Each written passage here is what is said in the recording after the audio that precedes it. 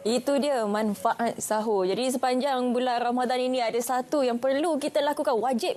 Betul, ada membayar zakat. Zakat fitrah.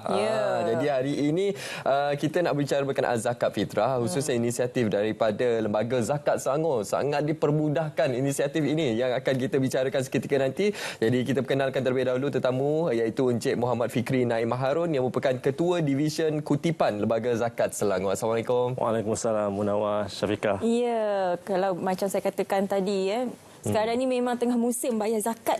Untuk zakat Selangor sendiri, kalau kita lihat banyaklah di tepi jalan kita boleh nampak bergantungan 7, 14, 21. Itu kadarnya sekarang. Mungkin kita nak pincikan dan juga memahami mengenai kadar-kadar ini. Okey, sebenarnya Syafiqah, daripada 2018 lagi zakat Selangor dah perkenalkan zakat fitrah berkadar.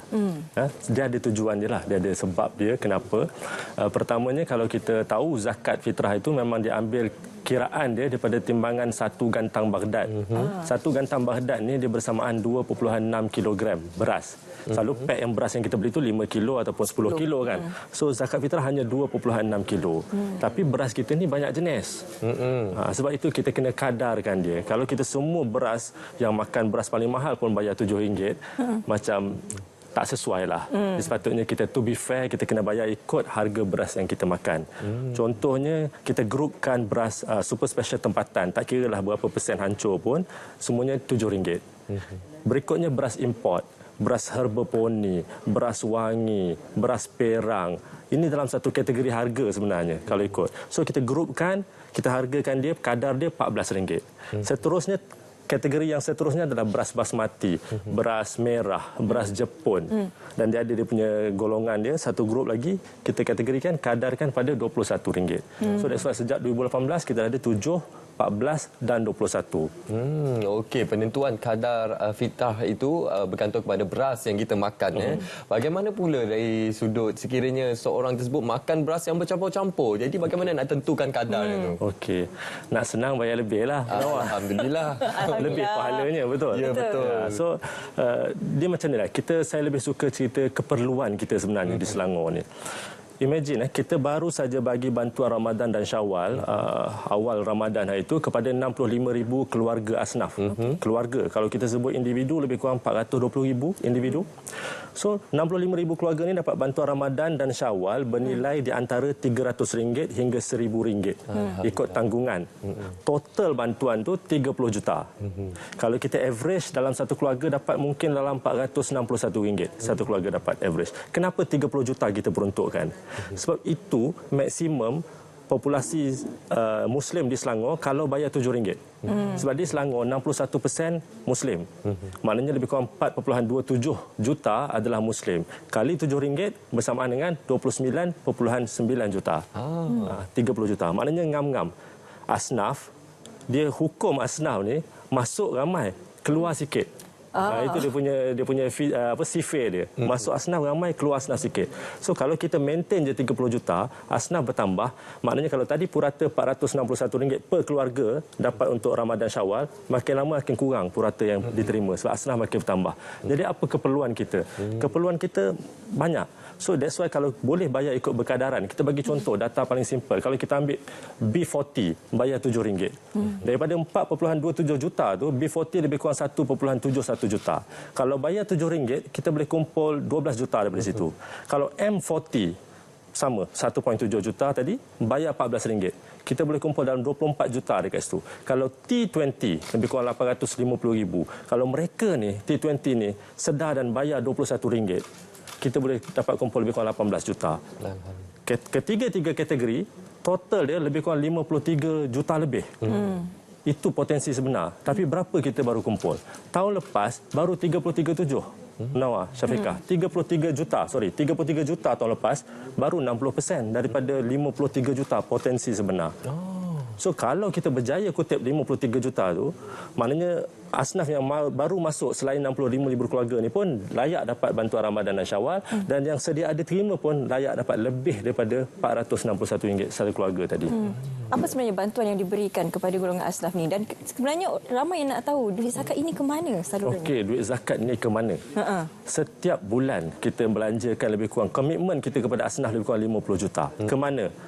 Kepada bantuan keuangan bulanan, bantuan makanan bulanan dan bantuan sewa rumah. Ini top 3 bantuan yang kita ada, yang komitmen kita lebih kurang 50 juta setahun. Jadi kalau yang Syafiqah rasanya potong gaji kan, sama dengan Munawar potong gaji untuk bayar zakat. Kalau tak ada orang potong gaji untuk bayar zakat, macam mana kita nak komitmen bulanan kita yang 50 juta tu? Katakan semua bayar Ramadan atau Disember saja. Bulan-bulan lain tu sangkut kita untuk salurkan bantuan, terputus bantuan kita kepada asnaf. So kalau tanya ke mana, itu top 3. Tapi ada lagi yang lebih besar. Contohnya kita ada bantuan kepada Ghorimin. Ghorimin salah satu asnaf yang mana dia berhutang. Tapi dalam kes kita tak ambil hutang alung ya. Hutang alung tu cari yang lain lah. Pergi ke balai polis dan sebagainya. Tapi hutang yang kita tanggung hutang perubatan. Sebab di kalangan kita orang Islam ni hutang perubatan ni tinggi. Terutama dialisis. Dialisis saja kita belanja setahun lebih kurang 60 juta. Dialisis perubatan.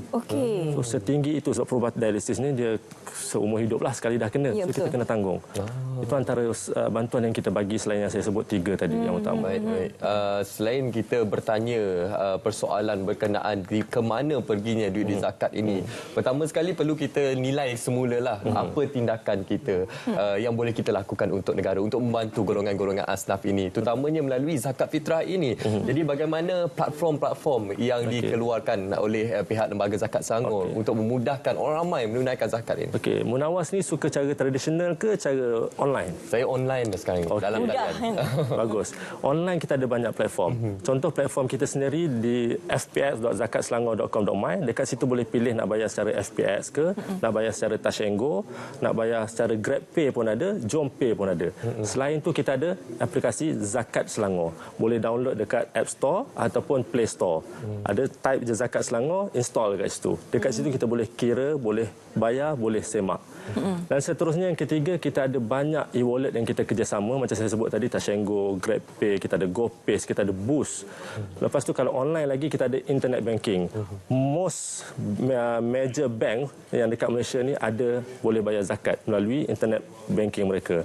Itu kalau sebut online. Tapi masih ada yang ramai yang suka tradisional, yang dia nak jumpa Tok Amil, nak bersalam, akad, sah tak sah dia tu, dan didoa kalau dia tak amil.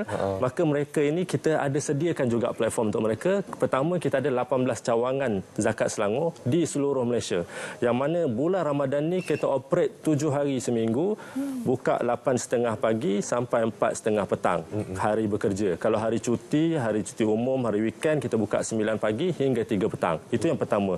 Kedua, kita juga ada 17 kaunter IPT, sama ada IPTA dan IPTS di seluruh Selangor. 17. Kita ada juga 92 ma'had tahfiz agama yang jadi penolong amil kita, yang jadi ejen kita, yang tolong kutipkan bagi pihak kita. Ini yang nak tradisional lah. Dan kita juga ada zakat on wheels. Kita ada 6 zakat on wheels yang truk yang bergerak tu ke lokasi-lokasi tumpuan. Di situ pun kita boleh bayar. So itu secara tradisional. Sebab kita tahu benda tu. Bila PKP 2 tahun lepas, Munawar, Syafiqah, semua dah bayar online. Betul. Tapi bila habis PKP, semua cari balik Tok Amil. Dia pergi balik masjid, dia pergi balik surau, dia pergi balik petrol station. Feel dia lain. Ya, feel dia lain. Dia rasa sempurna bila dia lakukan secara manual. Perkataan sempurna tu betul. Tapi sebenarnya di Selangor sejak 2010 tak silap saya, memang dah ada fatwa kita keluarkan bahawa bayar secara online tu hukum dia harus. Maknanya boleh lah. So akad tu sebenarnya sunnah. Itu saya nak kena bagi tahu. Akad tu sunnah sebenarnya. Sunat. Sunat sunat. Sebab bila kita tak tangan tu tak sentuh tu, dia rasa macam betul tak ni? Sah tak ni? Sebenarnya sah. Sebab dia punya rukun apa? Dia punya syarat dia, pertama niat.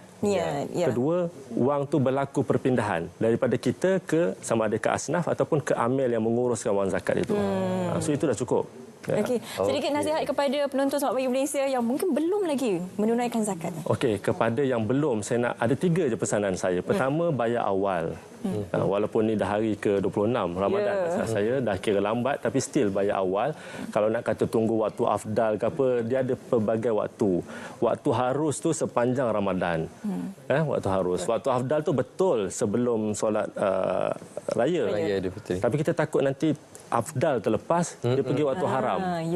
Iaitu selepas terbenam matahari pada hari 1 Syawal tu. Kita takut. So bayar awal. Kedua, saya minta bayar online. Apa kelebihan bayar online ni?